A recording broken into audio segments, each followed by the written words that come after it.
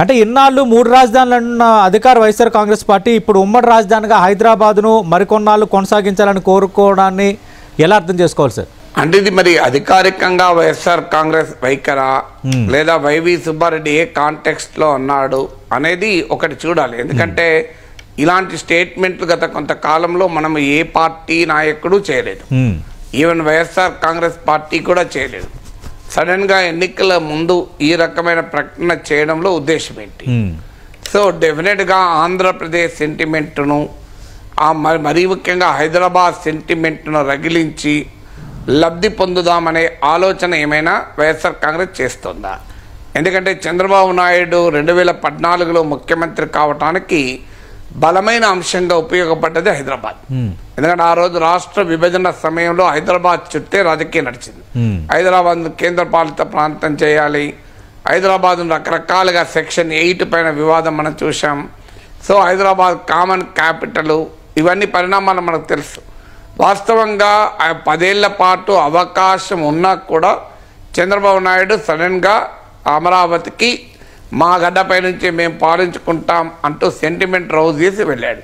దాని నేపథ్యం మనకు కూడా తెలుసు. ఓటుకు నోటు కేసు, తెలంగాణ ప్రభుత్వం చంద్రబాబు నాయుడు పైన గురి పెట్టడము, ఈ పరిణామాల తర్వాత ఆ ఛాలెంజ్ను తన ఆపర్చునిటీగా మార్చుకొని తెలివిగా మా గడ్డపై నుంచి మేమే పాలించుకుంటాం, మా ఏ పరిస్థితులైనా ఉండని అంటూ అమరావతికి తాత్కాలిక భవనాల్లోకి వెళ్ళారు. నిజంగా చెప్పాలంటే 10 ఏళ్ల పాటు హైదరాబాదులో ఉండి హైదరాబాదులో ఉన్న సమయంలో అక్కడ రాజధాని నిర్మాణం ముగించుకొని అక్కడికి వెళ్ళడానికి అవకాశం ఉన్నా కూడా ఆ వెసులుబాటును వదులుకొని చంద్రబాబు నాయుడు ప్రభుత్వం రాజధాని మార్చింది. ఆ తర్వాత అక్కడ అమరావతిలో పోనీ 5 ఏళ్ల సమయం ఉన్నగా రాజధాని నిర్మాణ పనులు పూర్తయ్యారా అంటే దానికి నమూనాలు తయారు చేయడము, ఒప్పందాలు చేసుకోవడము, సో రకరకాల గ్రాఫిక్స్ రూపొందించడము, వీటికే పరిమితమయ్యారు. తాత్కాలిక భవనాలు మాత్రమే కట్టారు. ఆ తాత్కాలిక భవనాల నాణ్యత కూడా ప్రశ్నార్థకమైంది. ఈవెన్ స్పీకర్ ఛాంబర్లోనే వాటర్ లీక్ కావడము, సో ఇలాంటి సందర్భాలు కూడా మనం చూసాం.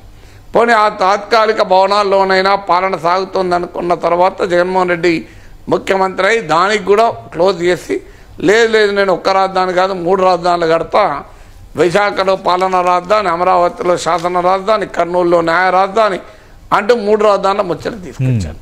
అది నా లీగల్గా ప్రాబ్లమ్స్ వస్తాయని గమనించిన తర్వాత దాన్ని మళ్ళీ విత్డ్రా చేసుకుని మళ్ళీ విలుదేది. అసలు ఈ తతంగం అంతా చేసింది ఆంధ్రప్రదేశ్ రాజకీయ నాయకులు. ఇప్పుడు నేను ఈ చరిత్ర అంతా ఎందుకు చెప్పానంటే ఇవాళ ఆంధ్రప్రదేశ్కు రాజధానిగా లేకుండా పోవడానికి కారణం ఎవరు? కారణం చంద్రబాబు నాయుడు, జగన్మోహన్ రెడ్డి, వీళ్ళిద్దరే. ఇంకా వేరే వాళ్ళు ఎవరు? తెలంగాణ వాళ్ళకి ఏం సంబంధం? తెలంగాణ వాళ్ళు సచివాలయం కట్టుకోవాలనుకున్నారు. కేసీఆర్ ప్రభుత్వం ఎంతసేపట్లో సచివాలయం వచ్చింది, బ్రహ్మాండమైన సచివాలయం కట్టుకున్నారు కదా. ఈ పని ఆంధ్రప్రదేశ్లో ఎందుకు చేయలేకపోయారు? హైదరాబాద్ నగరంలో కేసీఆర్ ప్రభుత్వం కట్టిన సచివాలయం లాంటి ఒక పర్మనెంట్ సచివాలయాన్ని ఆంధ్రప్రదేశ్లో కట్టుకోలేకపోయారా? ఆ సచివాలయానికి తాత్కాలిక సచివాలయం, తర్వాత దాన్ని మనం ఇతరత్ర పనులకు వాడుకుంటాం. ఈ వ్యవహారం అంతా ఏంటి అంటే రాజధాని చుట్టూ ఒక భ్రమల ప్రపంచాన్ని, ఒక అందమైన ప్రపంచాన్ని, ఒక రకరకాల రాజకీయపరమైన ఎత్తుగడలు, వ్యూహాలు పన్నుతూ వచ్చారు. సో 5 ఏళ్ల కన్నా ఎక్కువ అధికారం ఉండదని తెలిసి కూడా 5 ఏళ్లలో చంద్రబాబు నాయుడు ఎందుకు రాజధానికి సంబంధించిన ఒక్క శాశ్వత భవనం పూర్తి చేయలేకపోయాడు? అసాధ్యం 5 ఏళ్లలో శాశ్వత భవనాలు పూర్తి చేయడం. అందుకే తెలంగాణ సచివాలయం ఉదాహరణ చెప్పేది. సో జగన్మోహన్ రెడ్డి అయినా ఉన్న భవనాలు తాత్కాలిక భవనాల్లోనైనా తన రాజధానిని శాశ్వతం చేసుకోవచ్చు. భవనాలు తాత్కాలికం తప్ప రాజధాని శాశ్వతమే చేసుకోవచ్చు కదా. కానీ ఆయన తన రాజకీయ వ్యూహంలో భాగంగా అమరావతి అంటే అది చంద్రబాబు నాయుడు బెనిఫిట్ అవుతుంది, బాగా కడితే చంద్రబాబు నాయుడు అంతా కట్టారా అంటారు, కట్టినా కూడా చంద్రబాబు నాయుడు విజన్ కదా అంటారు, కట్టకపోతే చంద్రబాబు నాయుడు ఉంటే కట్టేవాడు కదా అంటారు. ఈ పంచాయతీ నాకెందుకని ఆయన అమరావతిని వదిలేశాడు. సో అమరావతిని వదిలేసి ఆయన చంద్రబాబు నాయుడు ఇన్సైడర్ ట్రేడింగ్ చేశాడు, ఒకే సామాజిక వర్గం వాళ్ళు ఉపయోగించుకున్నారని నానా రకాల వాద ప్రతివాదాలు జరిగి విశాఖకి వెళ్ళారు. విశాఖలోనైనా ఉగాదికి విశాఖలో మొదలు పెడతాం, సెప్టెంబర్లో మొదలు పెడతాం, దసరాకు మొదలు పెడతామని అనేక రకాల స్టేట్మెంట్ ఇచ్చారు. మరి ఆ స్టేట్మెంట్ ఇచ్చేటప్పుడు న్యాయపరమైన చిక్కులు గుర్తులేదా? మరి ఎందుకు ఇచ్చారు? ఈ న్యాయపరమైన చిక్కులు ఉన్నాయని తెలిసి కూడా విశాఖకు ఉగాదిలో నుంచి విశాఖ, మే నుంచి విశాఖలో, సెప్టెంబర్ నుంచి విశాఖ, దసరా నుంచి విశాఖ అన్నారు. అన్న అయిపోయి ఎన్నికలు వచ్చేసాయి.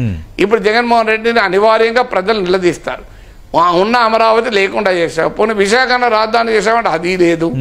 5 ఏళ్ళు పట్టింది కదా, విశాఖనైనా రాజధాని చేసుకోలేకపోయారు కదా. సో అమరావతి రాజధాని కాలేదు, విశాఖను రాజధాని చేసుకోలేదు. ఎటు కాకుండా గందరగోళంలో పడేసావు కదా అన్న విమర్శ వస్తుంది కనుక ఆ విమర్శ నుంచి బయటపడటానికి బహుశా ఒక ఎత్తుగడగా ఈ మాట అంటున్నాడేమో.